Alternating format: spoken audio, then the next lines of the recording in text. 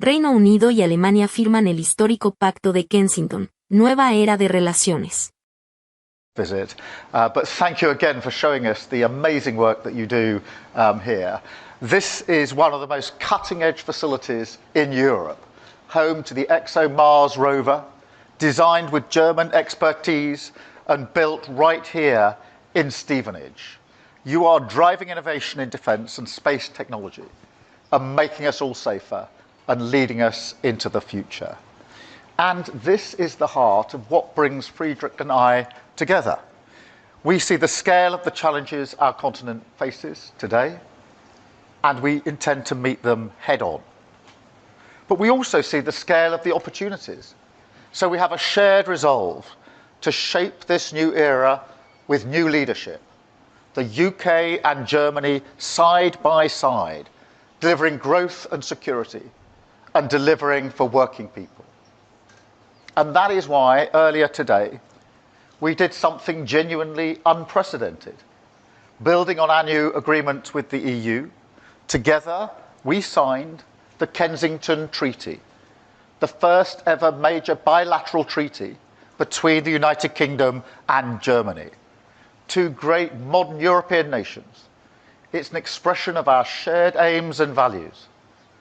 But more than that, it's a practical work plan, setting out 17 major projects where we will come together to deliver real results which will improve people's lives. So a historic treaty, a statement of intent and ambition.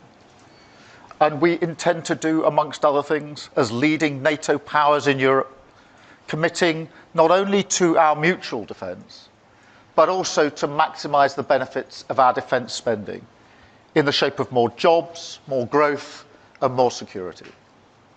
Under this treaty, we will bring our industries together to boost defence exports by billions of pounds, and will speed up collaboration on high-tech weapons and equipment, strengthening NATO and keeping our people safe. Our economic links already support 500,000 British jobs. So under this treaty, we will go further with e-gate access for frequent business travellers. I know that's something very popular here. A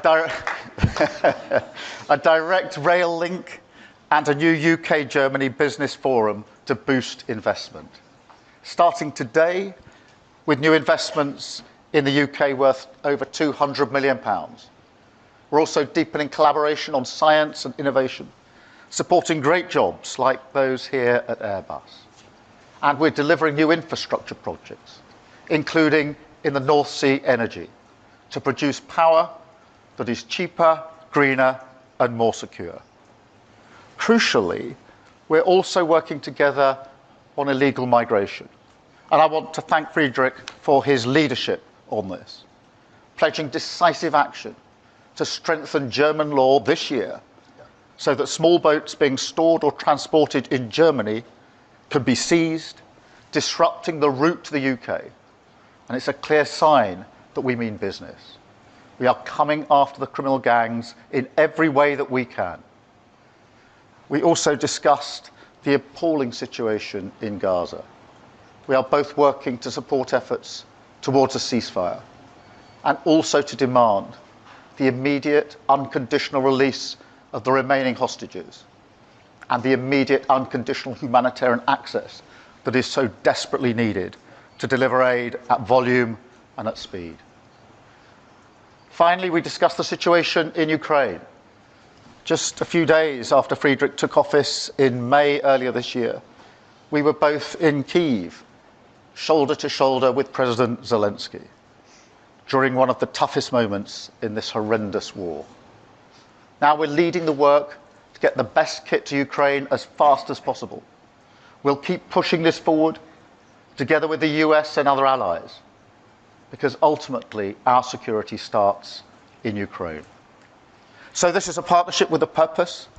I think it illustrates what our work on the international stage is all about, building the foundations of stability across our continent that make us safer, boost our economy, and deliver change across for our people.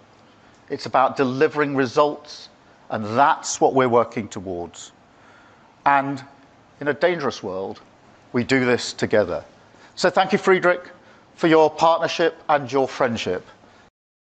We're opening a new chapter in German-British relations today. In German-British relations, we respond together to the great new challenges of our time in which we live. Great Britain has, to my personal great and lasting regret, left the European Union.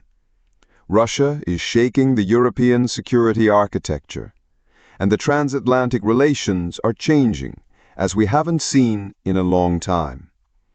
Under these new conditions, we want to secure the freedom, the security, and the prosperity of our two countries with the treaty we signed today. And that is the great agreement we have made together today. The Prime Minister and I signed the British-German Friendship Treaty today. We named it the Kensington Treaty. The reason is quite simple. We signed it at the Victoria and Albert Museum in the London district of Kensington. The location was chosen thoughtfully. The connection between Queen Victoria and her husband Prince Albert, who came from Germany, was lifelong and happy. This is also meant to be a good omen for our treaty. And this treaty is meant to shape our relations for many years and decades. Security is the common thread that runs through this treaty. We will jointly contribute to protecting and defending the Euro-Atlantic area. And ultimately, we ensure a military assistance in the event of an armed attack. We do this in accordance with our commitments in NATO. The treaty, however, is part of a larger context. We are connected with France as Germans by the Élysée Treaty. We renewed this contract in 2019, and it is called the Aachen Treaty. France and the United Kingdom are connected by the Lancaster House Treaties. These agreements are complementary. They complement each other. And that is why it is no coincidence that today, a week after the state visit of the French President Emmanuel Macron, I am visiting London. I will welcome Emmanuel Macron in Berlin next week. And in the fall, we will have the German-French hold a Council of Ministers in France. I mention this data because it shows that we, as the E3, as the three major European countries, the United Kingdom, France, and Germany, are coming together closely. In terms of security policy, migration policy, but also economic policy. To make this clear, this dynamic is never exclusive. Poland, Italy, and other member states of the European Union, other European countries, and even smaller partners are always on our minds. The new treaty is meant to change something out there in our reality. Therefore, today we agreed on an action plan with flagship projects. For example, in security and defense policy, we are building on the Trinity House Agreement from October 2024. Which was just a few months ago. We are jointly developing conventional standoff weapons and unmanned systems for air, sea, and land. We are cooperating to better protect the North Sea against hybrid threats. We are working on the eastern flank of NATO. We are closely supporting Ukraine together. And here, at the Airbus plant in Stevenage, you can see how much innovative power is in our joint collaborations. In teamwork, space infrastructure is being developed and produced here also for the German and British armed forces. This strengthens our defense capability in Europe. But we are not only talking about security and defense. We are also talking about joint economic policy. What we have agreed upon will promote new growth. German and British companies are innovative and powerful. Together, you can leverage your strengths even better. In energy policy, we want to jointly seize the opportunities of future-oriented industrial cooperation. We will also strengthen the connections between people.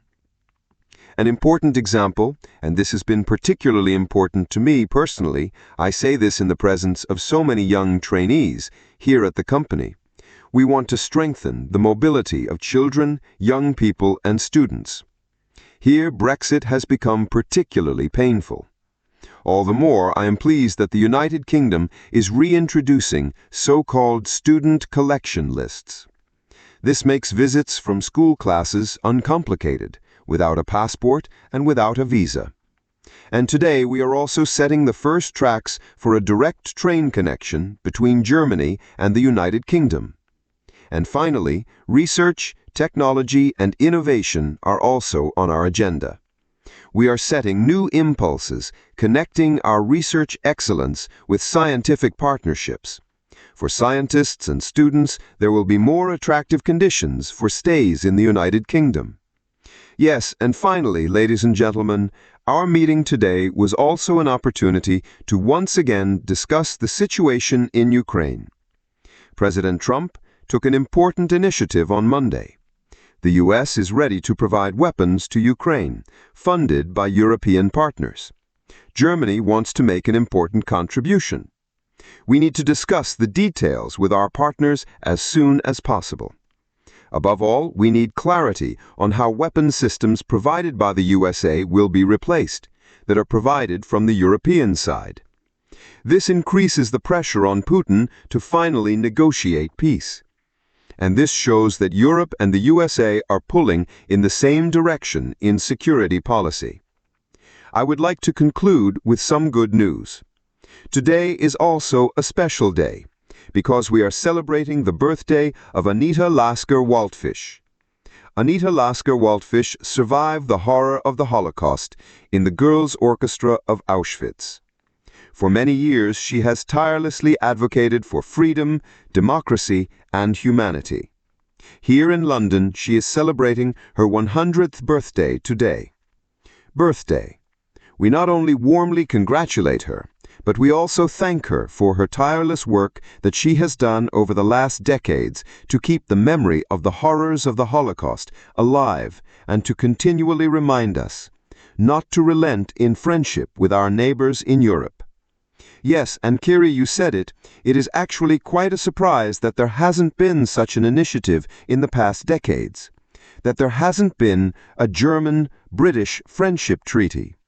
I would like to explicitly thank the previous government for taking this initiative and for doing the preparatory work that we in the current government have completed in a very short time, and that we finally have today to finally conclude such a treaty on friendship and cooperation between Great Britain, the United Kingdom and Northern Ireland and Germany in the year 2025 for the first time. This is truly a historic day, and I feel honored to be here today as the German Chancellor and with the British Prime Minister to sign this treaty. We do this not for ourselves, for both of us. We do this for our two countries, and above all, we do this for you. Also for you all, for the young generation, to whom we want to give a good perspective in this Europe that must continue to grow together, especially in Germany and in Great Britain. Thank you very much.